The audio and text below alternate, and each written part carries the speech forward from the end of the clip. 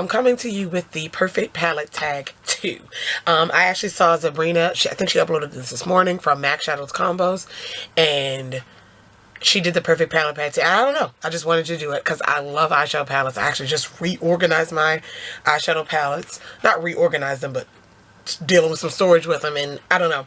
I wanted to do it. I did the original Perfect Palette Tag, and I will link that one down below.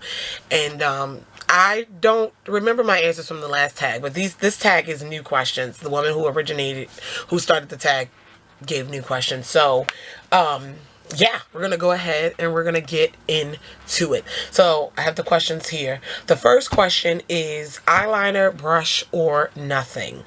To be honest with you, I'm going to have to go with nothing.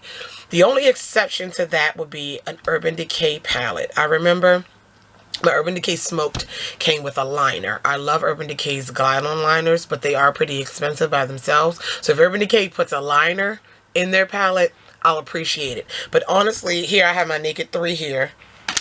I don't even take the brushes out of the plastic.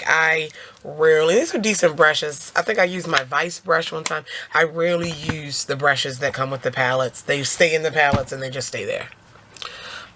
So nothing. I don't need anything with my palette. The next one, number 2, I thought this was so weird. Well, not weird, but I don't know. I guess it speaks a lot about me. A palette you have hit pan on. I have not, in my recollection, hit pan on any of my eyeshadow palettes. And I looked through. I have not hit pan on any. Back in the day, before YouTube, when I used the little LA Colors, I would use like the same one, that pink eyeshadow, and I would hit pan on it. But I don't even have it anymore. The one I have now is you know, I didn't hit pan on it. So I don't have any palette in my collection that I can show you that I have hit pan on. I don't know if that's a good or a bad thing. It's just I can't commit to something, I guess. No, it's just I have so many items. I rarely use the same thing over, especially eye products. Maybe like the same foundation or whatever, but like with eye products and eyeshadows, I rarely use the same palette every day. Or the same shadow in a palette every day, enough to hit pan on it. Like, it takes a lot to hit pan on a shadow, and there are shadows that I love and I have been using, but not enough to hit pan. So I just have so many, and I rotate so much that I literally don't hit pan on eye products. So eyeshadows and palettes rather. So I don't know how you feel about that. But I do have a palette that I guess I would have hit pan on, or I am close to, and that's my Lorac Pro. This was actually one of the first high-end palettes I ever bought. I think so. And I have used, we have Taupe is kind of beaten down, Espresso is definitely beaten down, and Garnet. So if anyone is close to being hit pan, it will be the Lorac Pro. But it's not, so thought I'd mention it anyway. Favorite Naked palette. And this doesn't necessarily mean Urban Decay Naked palettes. It just means, you know, your favorite nude, neutral type of palette. And definitely my favorite, I have 2 here, are the Too Faced Chocolate Bar palettes. They are my favorite because I feel as though all the colors, we have this is the semi-sweet, and then hold on, and here's the regular original, and then you have the semi-sweet. The reason why I love these is because I feel as though all of the colors are women of color friendly. A lot of times in neutral palettes, you have those really, really, really light shades that may not work for us. But I feel as though all these tones in the Too Faced Chocolate Bar, I guess they're warm chocolate. Funny. Anyway, and they're rich and they work with my skin. And I feel as though every single shadow works with my skin in this palette. Even the lightest coconut cream. It's not a white. It's a creamy shade that I can make work. And then you have the original here. Again, it says white chocolate, but it's not a pure white shadow. And you have this pink frost, and then all these shades in the middle definitely work. And those are my favorite naked, neutral type palettes. The next question is, well, favorite holiday or limited edition palette. I have 3 here for different reasons. The first one being a holiday palette, and it's the Lorac Mega Pro 2. I mean Mega Pro, I'm sorry, not the 2, the original. This was Oh my god, so widely sought after. Of course, it sold out in hours and everyone was mad at Lorac, so that was kind of a bummer. But the fact that I was able to get my hands on one makes it a very cherished item. The fact that, you know, Lorac, this was like the biggest thing, you know, because you have the pros and the mega pro. It was just the biggest thing. But the actual color selection, you can see I've done some damage in this palette. The actual color selection, I love it better than the two, actually. The color selection, just the shades, the butteriness, the softness of Lorac shades are the bomb. And I really do, you know, love that. That's a favorite. The next favorite, I actually got it after it was released. I got it off of Amazon, but the color selection in here is beautiful. And this is the Too Faced Pretty Rebel palette. You have a girly here is like a MAC blue brown pigment dupe. So you have that. And this bright pink, and this, I don't know, I just feel like this palette is fun. I wish they brought it back. It's fun. It's beautiful. Because everyone needs to experience it. I don't see too much about it online, but I personally like it. And then the final limited edition is the Vice 3. I was not interested in the Vice 4. Didn't speak to me. The new Vice Reloaded doesn't speak to me. But the Vice 3 was definitely my favorite. And these shadows are beautiful. Sonic here, oh, bomb.com. And Freeze at the top, right here, this blue.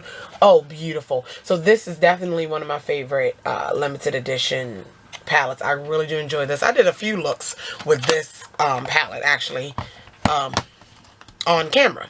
So those are my favorite. The next one, a palette you would repurchase or wish you had a backup if it is no longer available. This is one of those questions where you're like, really, Candace? I have none.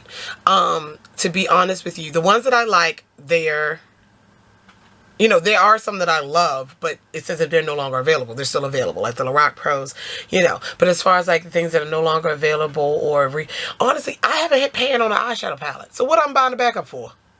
To be honest with you, I can understand backups of things I run out of quickly, foundations and but eye product, I'm never going to run out of an eyeshadow palette. I never see me running out of an eyeshadow palette or running out of, you know, or hitting pan. Maybe hitting pan, maybe, but just where I need a whole eyeshadow palette, I can't see it happening for me.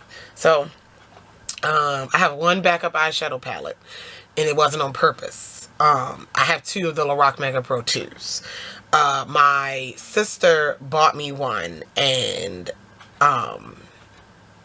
Nelson? I don't even remember who bought me the other one because it was two people bought it for me. So that's what that was about. But no, I don't have, no. A shade you wish was sold individually. I have two of those. Three actually. The first two are from the Too Faced Semi-Sweet Chocolate Bar palette. And these are truffled and peanut butter. These are, again, my favorite crease shades mixed together. And I can definitely see me hitting pan on those. Truffled and peanut butter. I don't even know if Too Faced makes single shadows anymore. I'm not sure. But, yeah, those two. And then Sonic from the Vice 3. I have to look on the Urban Decay eyeshadow website and see the website for the eyeshadows and see if Sonic is sold individually. But those three, yeah. Alright, number 7, wild card. Pick a question from the original Perfect Palette tag to answer. I picked biggest regret. I actually picked the same ones Sabrina picked. Biggest regret. And when I say regret, and I'm going to show you this palette, it's not so much because it's a bad palette in itself. It's just I was disappointed with it. It's not a horrible palette. And that would be the Urban Decay Naked 3. I'm going to be honest with you. You know I didn't own any Naked palettes up until like 3 months ago. But this was the one I was thinking about getting. Like, I was thinking about, because I was in that rose, I don't know if y'all remember, I love rose gold. I still do. But I was in this rose gold phase. All my looks were rose gold. Like, I know y'all was tired. But in this, look at this. You're talking rosy, pinky, rose gold. Like, this was the one I was thinking about buying. Like, look. Yeah, the rose gold theme. I love the packaging. And I was just like, okay. But, getting it, because, you know, I had all my Naked palettes through the vault that came out around Christmas time, so I got them all. And This is my least favorite one out of all the Naked palettes. The 1, the 2, and the Smoky, and this is my least favorite. The color payoff, it's not a bad palette per se, but when you're comparing it to other Urban Decay quality and just the way, it just doesn't do it for me. It doesn't do it for me at all. It doesn't, you know, it doesn't give me my rose gold fix. It just, I don't know. And a lot of people said that about the Naked 3. It just wasn't quite there. I don't think they executed the rose gold part. You know, I don't know. This light area is not doing it for me. These here, this part, you know, probably about this way, beautiful, but they just don't give off enough. This here, Nooner, I don't even know. Yeah, I'm not getting a lot from there. I was really disappointed. So, yeah. I mean, I'm still going to use it. I'm still going to have it. I'm still going to compare it to things. I'm still going to play around with it. But getting a complete look with just this palette by itself, it's highly unlikely for me. Alright, almost done here. Last one is the palette you would recommend to a friend. I think in my last tag, I did the Lorac Pro. But this, I do have a new recommendation. And it is the Urban Decay Naked Smoky. I just did a tutorial with this, my collab with Christina, and even before that, when I got this in the vault, and I don't know, of course, I think, let me calm down because I'm pumped. I think everybody should be able to execute a smoky eye, just like you should have your neutral go-to look. You gotta do your smoky eye, whether it's super dramatic like mine, ridiculous, or just simple, smudged out, or somewhere in between. I feel as though you can get that with this, because Urban Decay shadows are pigment enough. Hell, you can use your fingers. And you have, you know, your section here and your section here for you can do a simple neutral look. Yeah, because you have 3 mattes and 3 little shimmery shades in the neutral nudie category. And then in the middle is where you smoke everything out and you make a bomb smoky palette. My favorite 2 shades in here are Black Market and Dagger. Right here, the black and the blue. I use those in my tutorial with this palette. And yeah. I recommend this to a friend. This is my new recommendation for you guys. I think all skin tones. I think you'd really, really enjoy it. And it's the best smoky palette, you know, I've come across. I like it better than the Smoked from Urban Decay, actually. So, yeah. So that is my perfect palette tag. Number 2. If you have any questions, comments, concerns about any of the products mentioned in this video, you know to leave them down below. And until next time, I love you all. Bye.